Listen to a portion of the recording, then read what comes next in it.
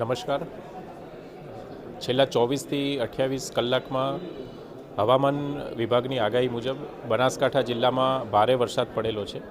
એમાં પણ ખાસ કરીને જે સરહદી વિસ્તારના તાલુકા છે તેમાં જો વરસાદની વાત કરીએ તો છેલ્લા 27-28 કલાકમાં વાવ અને થરાદમાં 13 ઇંચ, ભાભરમાં અંદાજિત 16 ઇંચ તથા સુઈગામમાં 17-18 ઇંચ કરતાં પણ વધારે વરસાદ પડેલો છે. વરસાદની આગાહીને ધ્યાનમાં રાખીને આજે તમામ જે જિલ્લાની શાળાઓ, આંગણવાડીઓ તથા તમામ શૈક્ષણિક સંસ્થાઓને બંધ રાખવા માટેની સૂચના આપવામાં આવેલ છે. આ ઉપરાંત હાલમાં 500 જેટલા લોકોનું સ્થળાંતર પણ કરવામાં આવેલું છે. વરસાદની પરિસ્થિતિ ધ્યાનમાં રાખીએ તો જે પ્રભાવગ્રસ્ત તાલુકા છે વાવ, થરાદ, ભાભર અને સુઈગામ, એમાંથી 12 જેટલા ગામો હાલમાં સંપર્ક વિહોણા છે. જિલ્લા વહીવટીતંત્ર દ્વારા અને બનાસ ડેરીના સહયોગથી અંદાજિત 1.5 લાખ જેટલા ફૂડ પેકેટ જે લોકો વરસાદી પાણી ભરાવાના લીધે ફસાયેલા છે તેમના માટે હાલમાં તૈયાર કરવામાં આવ્યા છે.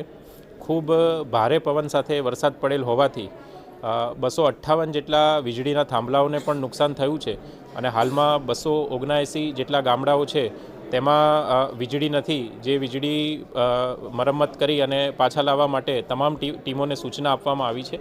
આ ઉપરાંત હાલમાં 6 જેટલા પશુ મૃત્યુ નોંધાયેલા છે, પણ એકવાર વરસાદના પાણી ઉતર્યા બાદ આ અંગે જે ચોક્કસ પરિસ્થિતિ છે તેનો ખ્યાલ આવી શકશે. આ ઉપરાંત રસ્તાના ધોવાણના લીધે આરએનબી પંચાયતના કુલ 8 અને આરએનબી રાજ્યના 5 મળીને 13 જેટલા ગામો છે એ હાલમાં રસ્તા ધોવાણના લીધે એમનો સંપર્ક બંધ થયેલો છે. હાલમાં જિલ્લા કક્ષાના તમામ અધિકારીઓ, એસપી શ્રી, ડીડીઓ શ્રીની હાજરીમાં અહીંયા થરાદ ખાતે મિટિંગ રાખવામાં આવી છે અને તમામ જે વિભાગો છે, RNB state, RNB panchayat, CDHO, ખેતીવાડી, એનિમલ હસબન્ડરી, તમામ પ્રાંત મામલતદાર, ટીડીઓ તમામને એલર્ટ માટે જે ફસાયેલા લોકો છે તેમના તાત્કાલિક રેસ્ક્યુ કરવા માટેની પણ અહીંયા સૂચના આપવામાં આવેલી છે. આ ઉપરાંત હાલમાં જિલ્લામાં એક એનડીઆરએફ અને 2 એસડીઆરએફની ટીમો તૈનાત છે.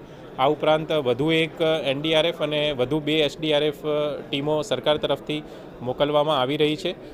જિલ્લા વહીવટી તંત્ર તરફથી તમામ જે નાગરિકો છે એમને ખાસ અપીલ કે નીચાણવાળા કોઈ વિસ્તારમાં કે નદી કાંઠાના વિસ્તારોમાં ના જઈએ અને જ્યાં ઓવરટોપિંગના કારણે રસ્તા પરથી પાણી પસાર થઈ રહ્યું છે ત્યાં બિનજરૂરી સાહસ ના કરવા માટે તમામને વિનંતી કરવામાં આવે છે.